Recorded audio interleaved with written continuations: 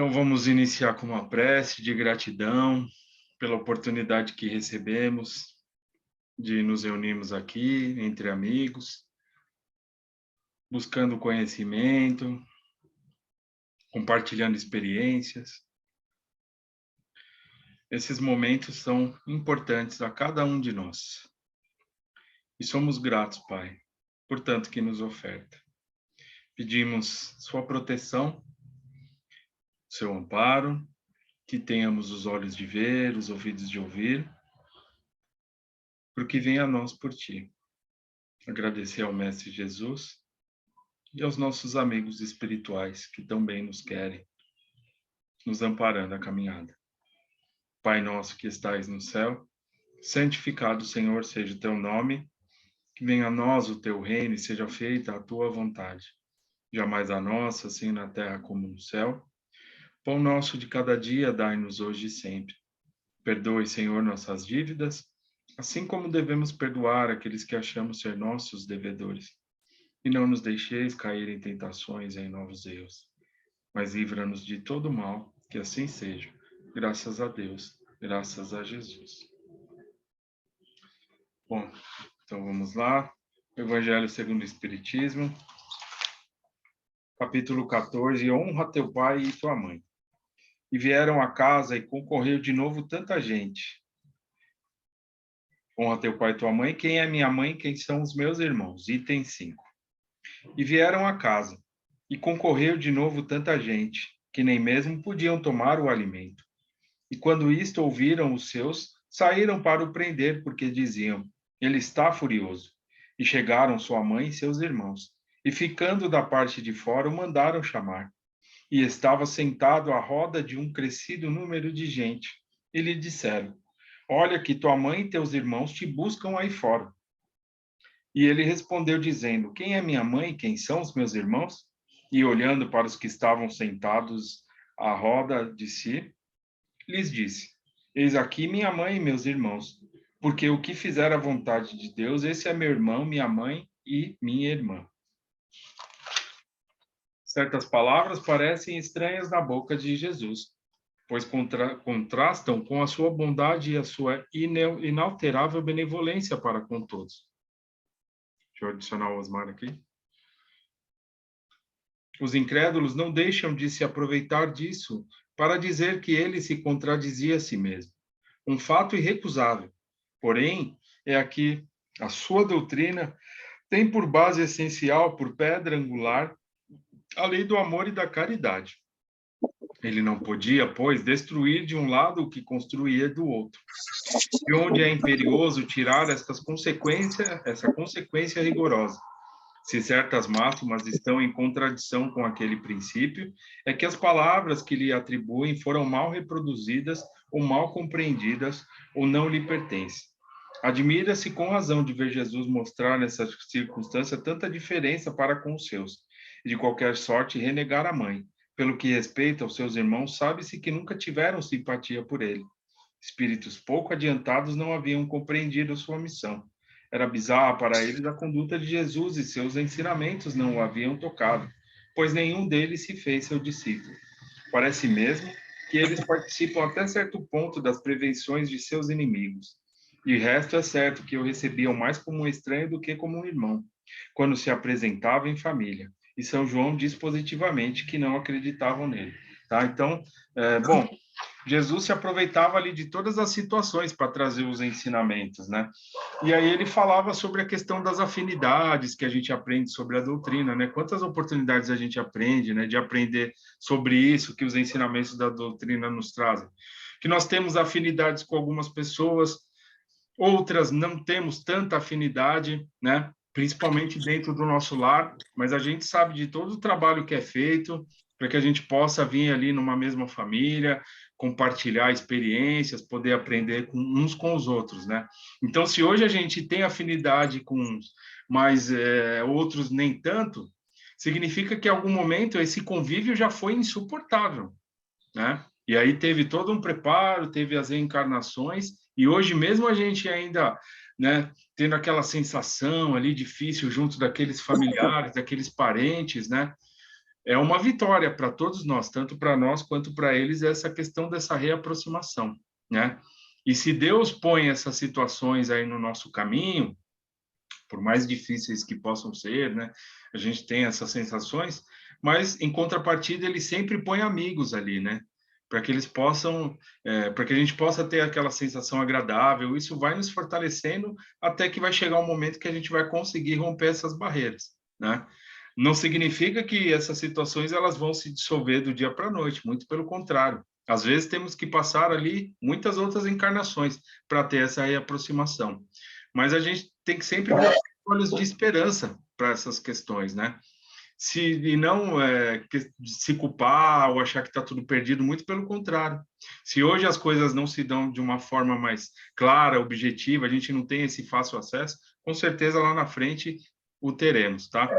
Então a gente tem que simplesmente seguir adiante, confiante, fazendo a nossa parte e confiar em tudo que está sendo feito, porque não é um castigo, é uma oportunidade. E, mais hora ou menos hora, a gente vai conseguir reverter essas situações.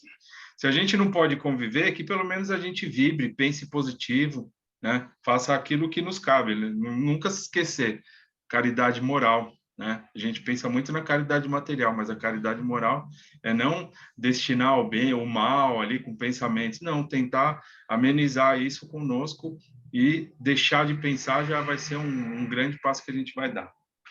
Então, quem é minha mãe, quem são meus irmãos, Jesus nunca perdendo ali, sempre, né, tendo essas oportunidades, nunca deixando de trazer os ensinamentos, diz que todos aqueles que compactuam ali do mesmo ensinamento, que têm os mesmos gostos, que têm as afinidades, né? Nem sempre, se para Jesus foi dessa forma, que nem sempre ele ia ter ali em volta de si aqueles que eram seus afins, para nós, então, né, se dá de uma forma mais ampla, tá? E hoje nós estamos aqui todos reunidos, né? Todos nós aqui nesse grupo buscando o aprendizado, porque temos algo em comum, temos afinidades.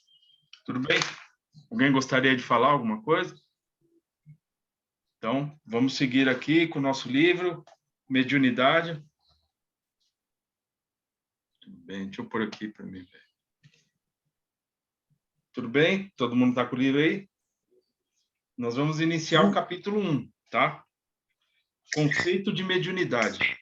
Da última vez nós lemos o prefácio, algumas questões sobre o espiritismo, né, a importância da doutrina, né, para a gente ter ali, se fortalecer nas nossas dúvidas e questionamentos. Então ele vai entrar no conceito e vai trazer ali como que a mediunidade pode surgir ali para nós, né, as fases ali da nossa vida, como que cada fase a gente pode até detectar algumas questões, né? Tenho, não tenho, como que eu vou trabalhar, como que eu vou me direcionar, tá? Então, ele vai trazendo ali, o Herculano Pires vai trazendo por ciclos, né?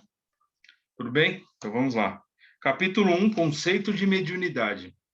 Tudo bem? Vivi? Tranquilo? Vivi tá mexendo aí? Tá. Vamos lá. Conceito de mediunidade.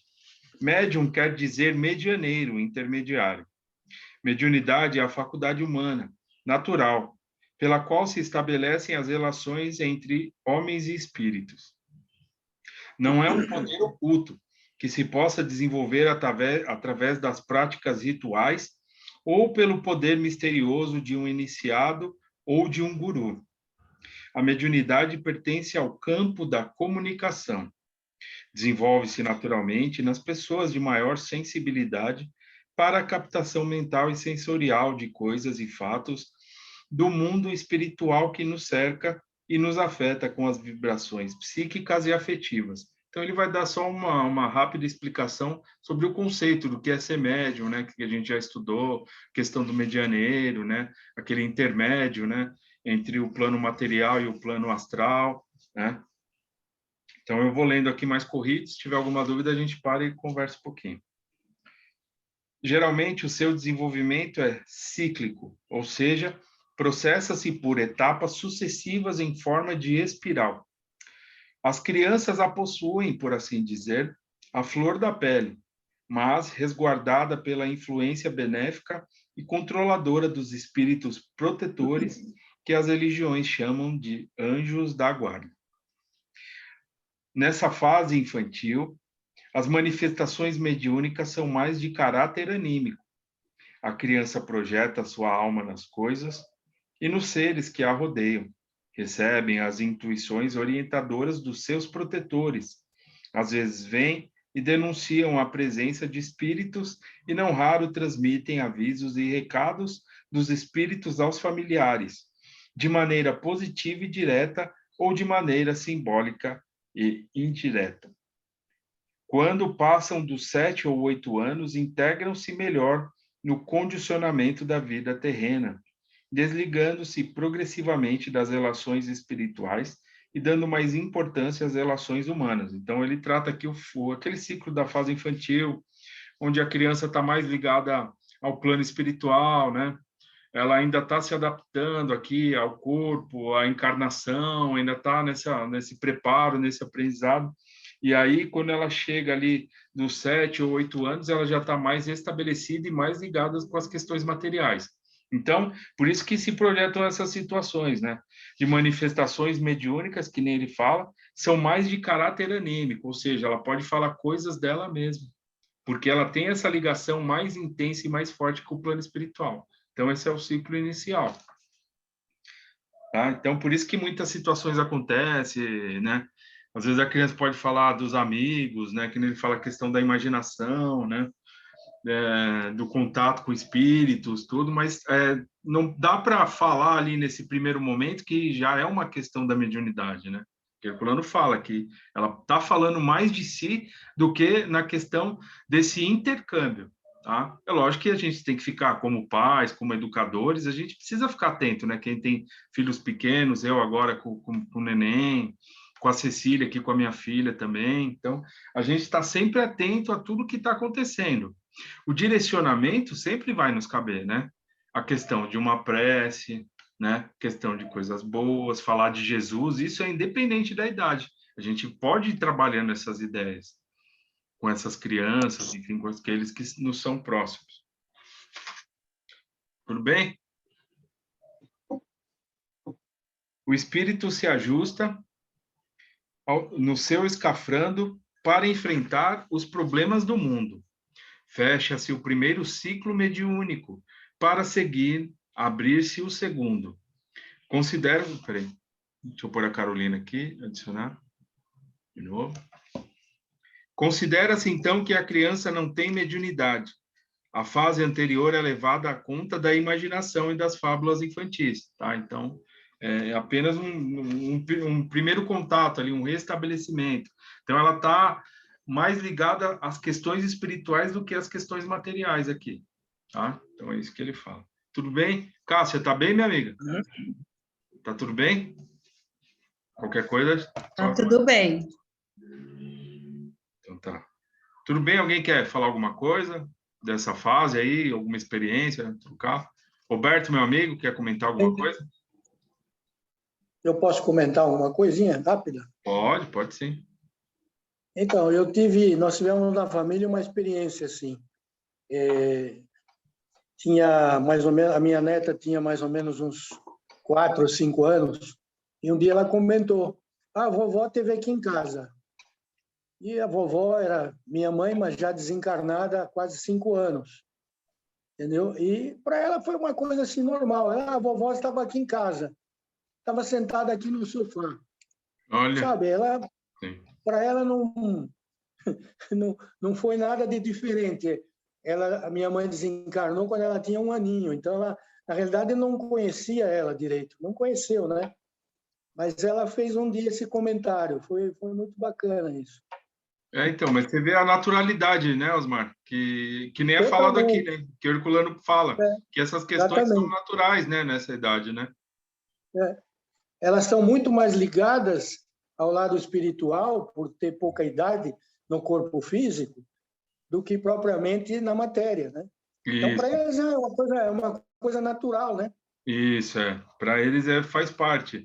E, né, como se estivesse conversando com outro encarnado, por exemplo. Né? Eu também tenho uma filha aqui que quando ela estava uns 3, 4 anos também, ela falava, ela via, ela tinha muito isso, né? Agora a gente sente que ainda tem um pouco, mas tá diminuindo, que ela já está com 6 anos, né? Então entra nessa questão da idade aqui que o Herculano Pires fala. Bem, é isso aí. Obrigado, meu amigo, por você compartilhar conosco. É isso. Roberto, quer falar, meu amigo? Não, pode tocar, Vitor. Vamos lá. Então tá, tudo bem, vamos lá. É geralmente na adolescência, a partir dos 12 ou 13 anos, que se inicia o segundo ciclo, tá? Então, Herculano Pires vai trazer mais um ciclo aí da questão mediúnica. 12 ou 13 anos. Quem tem aí alguém, um filho, alguma coisa, né? Algum parente nessa idade.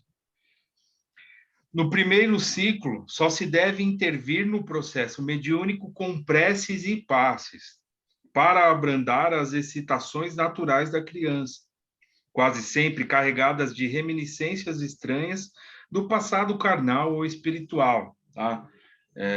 Passes e preces, né? Isso é muito importante. Na adolescência, o seu corpo já amadureceu o suficiente para que as manifestações mediúnicas se tornem mais intensas e positivas. É tempo de encaminhá-la com informações mais precisas sobre o problema mediúnico. Não se deve tentar o seu desenvolvimento em sessões, a não ser que se trate de um caso obsessivo. Tá? Mas mesmo nesse caso, é necessário cuidado para orientar o adolescente sem excitar a sua imaginação, acostumando ao processo natural regido pelas leis do crescimento. O passe, a prece, as reuniões para estudo doutrinário são os meios de auxiliar o processo sem forçá-lo, dando-lhe orientação necessária. Tá? A casa, ela tem esses trabalhos junto aos jovens, ali as crianças, é um tratamento espiritual, tá? Então, se por acaso alguém precisar, lá na casa de Fabiano tem, só passar na orientação, tudo. Mas você vê que tudo deve ser natural. A gente tem que sempre, quando tiver uma oportunidade, conversar, né, com os nossos filhos, enfim, sobre essas questões, né? Quem tem filho nessa idade, né? Ou não, né? Alguém que nos busca aí com algumas dúvidas, a gente tem que sempre estar comentando, tentando ajudar na medida do possível, né? Passar essas informações que nos ajudaram adiante, tá? Isso é muito importante. Certos adolescentes integram-se rápida e naturalmente na nova situação e se preparam a sério para a atividade mediúnica. Outros rejeitam a mediunidade e procuram voltar-se apenas para os sonhos juvenis. É a hora das atividades lúdicas, dos jogos e esportes, do estudo e aquisição de conhecimentos gerais, da integração mais ampla na realidade terrena. Não se deve forçá-los, mas apenas estimulá-los no tocante aos ensinos espírita. Estimular, né, a busca. Sua mente se abre para o contato mais profundo e constante com a vida no mundo. Mas ele já traz na consciência as diretrizes próprias da sua vida, que se manifestarão mais ou menos nítidas em suas tendências e em seus anseios. Forçá-lo a seguir um rumo que repele é cometer uma violência de graves consequências futuras, né? É esse que é a grande dúvida para todos nós, né? Saber até onde a gente pode ir, né? Para que a gente não force uma situação e aí pode pôr tudo a perder, né? Ele pode ter uma outra visão referente ao que significa aquele caminho que está sendo posto para ele, porque ele já traz, né? Todos nós trazemos na nossa essência, que nem é dito aqui, ó. Todos nós trazemos em nossa consciência as diretrizes, né, dos trabalhos, das nossas vidas, aquilo que nós nos propusemos lá no plano espiritual, todos nós trazemos. Tá? Então, a gente tem que buscar o equilíbrio das ações. Não só referente aqui aos adolescentes que a gente está tratando, mas sobre aquelas pessoas do nosso convívio, né? Então, a gente tem que meio que levar, né, mais tranquilamente essa parte, não forçar, mas estimular, sempre que possível trazer ali uma palavra, né?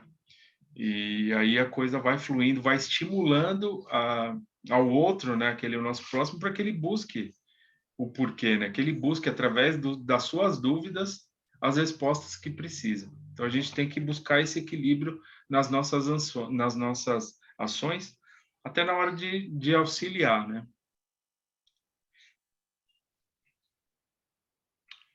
Forçá-lo a seguir um rumo que repele é cometer uma violência de graves consequências futuras. Os exemplos dos familiares influem mais em suas opções do que os ensinos e as exortações orais. Então, numa fase dessa ali, o que vai chamar mais atenção são as nossas atitudes, né? Sempre serão as nossas atitudes, né? Porque a gente pode falar, ter muitas palavras bonitas, decoradas, mas como estão as nossas ações, né? Então, é isso que a gente tem que se atentar. Não só nessa questão aqui que a gente está tratando, da questão da adolescência, né? Do início ali do ciclo da mediunidade, mas e os nossos irmãos aí que nos acompanham, muitas vezes ali não interessados nesse conhecimento que a gente busca, né? Como será que eles nos enxergam? Será que é pelas nossas palavras ou por aquilo que nas nossas atitudes, como estamos agindo, né? Então, sempre serão as ações, né? Ele toma conta de si mesmo e firma a sua personalidade. É preciso respeitá-lo e ajudá-lo com amor e compreensão. No caso de manifestações espontâneas da mediunidade, é conveniente reduzi-las ao círculo privado da família ou de um grupo de amigos nas instituições, até que a sua mediunidade se defina impondo-se por si mesma. Então, é buscar uma ajuda num local sério, né? Conversar dentro do nosso lar, com os nossos familiares, né? Tem sempre essa questão do diálogo aberto, isso é muito importante, tá? E sempre buscar ajuda. O terceiro ciclo ocorre geralmente na passagem da adolescência para a juventude, entre os 18 e 25 anos. É o tempo, nessa fase, de estudos sérios do espiritismo e da mediunidade, bem como da prática livre nos centros e grupos espíritas. Se a mediunidade não se definiu definidamente, não se deve ter preocupações. Há processos que demoram até aproximadamente dos 30 anos da maturidade corporal para a verdadeira eclosão da mediunidade. Basta mantê-lo em ligação com as atividades espíritas sem forçá-lo. Se ele não revela nenhuma tendência mediúnica, o melhor é dar-lhe apenas acesso às atividades sociais ou assistenciais.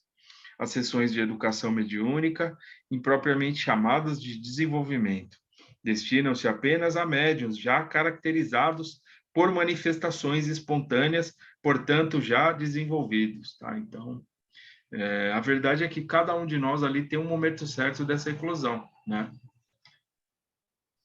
Às vezes pode ser mais novo, outros com uma certa idade, tá?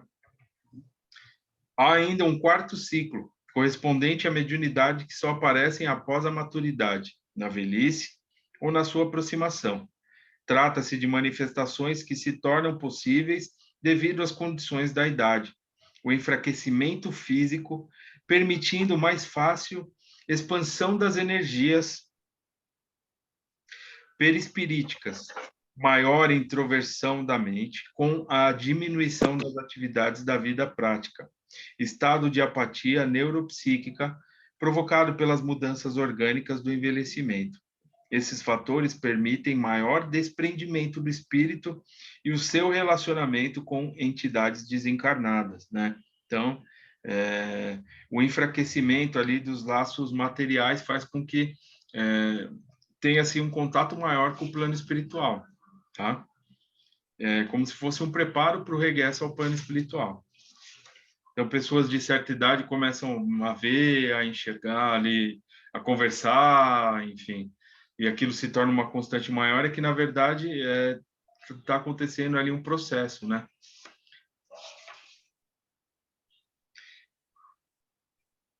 Esse tipo de mediunidade tardia tem pouca duração, constituindo uma espécie de preparação mediúnica para a morte, tá?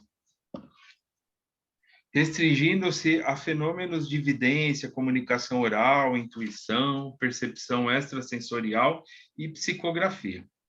Embora seja uma preparação, a morte pode demorar vários anos, durante os quais o espírito se adapta aos problemas espirituais com que não se preocupou no decorrer da vida. Esses fatos comprovam o conceito de mediunidade como simples modalidade do relacionamento homem-espírito. Kardec lembra que o fato de o espírito estar encarnado não priva de relacionar-se com os espíritos libertos, da mesma maneira que um cidadão encarcerado pode conversar com um cidadão livre atrás das grades. Não se trata das conhecidas visões de moribundos no leito mortuário, mas de típico desenvolvimento tardio de mediunidade, que pela completa integração do indivíduo na vida carnal, imantado aos problemas do dia a dia, não conseguiu aflorar. A sua manifestação tardia lembra o adágio de que os extremos se tocam. A velhice nos desenvolve a proximidade do mundo espiritual em posição semelhante às das crianças, né? Então, se no início nós ainda, né, estamos mais ligados ao plano espiritual, aqui da mesma forma, nós já estamos nos preparando para regressar ao plano espiritual. Então, nós diminuímos ali as nossas atividades, ali, questões relacionadas ao nosso dia a dia, à nossa matéria, e aí nós vamos tendo essa aproximação dos nossos amigos espirituais. Tudo bem? Roberto, quer falar alguma coisa, meu amigo? Esse é um processo natural, né? Vejo que nós vamos desde a criança aí na tenra idade, né, até a senilidade, né? Então, isso vai aparecendo conforme a necessidade do espírito, né? E é muito interessante esse caso da senilidade, né? Quanto mais velha a pessoa, às vezes ela fica mais desprendida, porque os laços ficam mais frágeis, então ela tem mais contato com o plano espiritual, realmente. Assim como a criança, né? Quando a criança é nova, ela ainda não está totalmente ligada ao corpo físico, então ela tem essas sensações, essas possibilidades. E quando a pessoa também fica mais velha, acontece a mesma coisa, né? Mas isso é diferente para cada um de nós, é segundo a necessidade de cada um, né? Vamos lá, continua aí, Vitor. Bom, que aqui ele trata essa questão da mediunidade, né? O Herculano trata a questão da mediunidade como um contato, né? Como esse contato que a gente tem aí com o plano espiritual, porque todos nós somos espíritos, né? Nós estamos encarnados, mas regressaremos ao plano espiritual. E esse contato que a gente tem com o plano espiritual, ele se dá ali a todo momento, né? Então vamos lá. Na verdade, a potencialidade mediúnica nunca permanece letárgica. Pelo contrário, ela se atualiza com mais frequência do que supomos.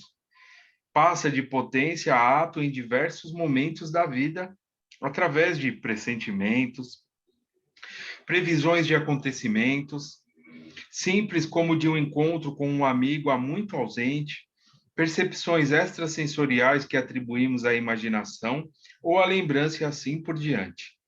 Vivemos mediunicamente entre dois mundos e em relação permanente com entidades espirituais. Durante o sono, como Kardec provou através de pesquisas ao longo de mais de 10 anos, desprendemo-nos do corpo que repousa e passamos ao plano espiritual. Nos momentos de ausência psíquica, de distração, de cochilo, distanciamo-nos do corpo rapidamente e a ele retornamos como um pássaro que voa e volta ao ninho. A psicologia procura explicar esses lapsos fisiologicamente, mas as reações orgânicas a que atribui o fato não são causa e sim efeito de um ato mediúnico de afastamento do espírito, né? A questão da ciência procurar sempre a resposta na matéria, né? Então, sempre vai faltar ali um porquê, porque entra aí a questão espiritual.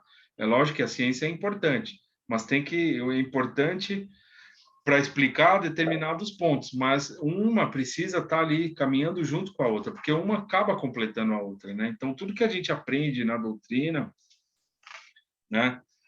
Tem aí a ciência que possa nos explicar, né? A questão do perispírito, os cientistas russos aí que fizeram esse estudo, e hoje em dia, mais intensamente, os estudos que são feitos ali na questão do passe, quais os benefícios, observando as pessoas que recebem ali os passes, né? Como que elas estão agindo, como que elas estão vivendo ali o dia a dia, perto daqueles que não estão recebendo passe. A gente sabe que o passe ele é importante para trazer um equilíbrio no nosso perispírito, e automaticamente esse equilíbrio ele é transmitido para a nossa matéria. e a gente tem aquela sensação agradável. Então, se olhar apenas de um lado, vai sempre faltar a outra ponta, tá? E a questão da ciência ainda é muito, por mais de tudo que esteja acontecendo, ainda está, né? As coisas estão engatinhando, mas graças a Deus por estarem sendo postas dessa forma. Mas ainda temos um longo caminho para seguir. E quando o planeta for melhorando, passando por essas transições que já estão acontecendo, né, a questão espiritual e material vai ser um aliada do outro e muitas situações ali vão ser postas, revistas e melhoradas com certeza, tá? Então, isso aí é uma certeza, essa melhoria. Mas o nosso momento aqui é outro. Os estudos de hipnotismo comprovam isso, mostrando que a hipnose interfere constantemente em nossa vigília, fazendo-nos dormir em pé e sonhar acordados, como geralmente se diz.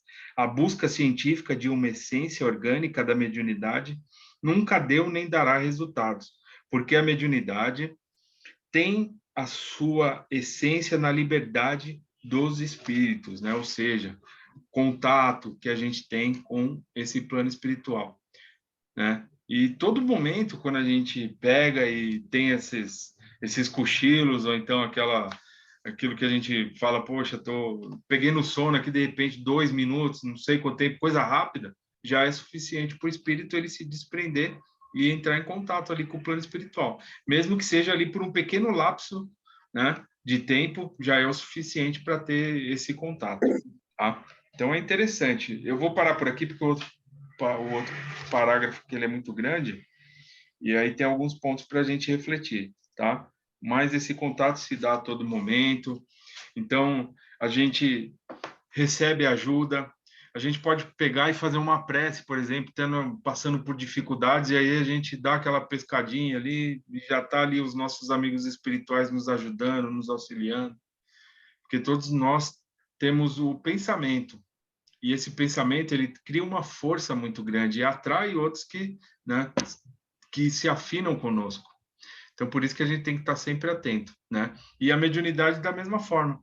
É o pensamento, é a comunicação que a gente tem com os nossos espíritos aí, amigos, ou aqueles que necessitamos ter ali um reajuste, e temos a mediunidade ostensiva, aquela de trabalho mais intenso para ter esses reencontros dentro de um local sério, onde terão equipes ali preparadas para nos ajudar também. Então, está tudo sendo feito ali para que isso possa acontecer da melhor maneira possível.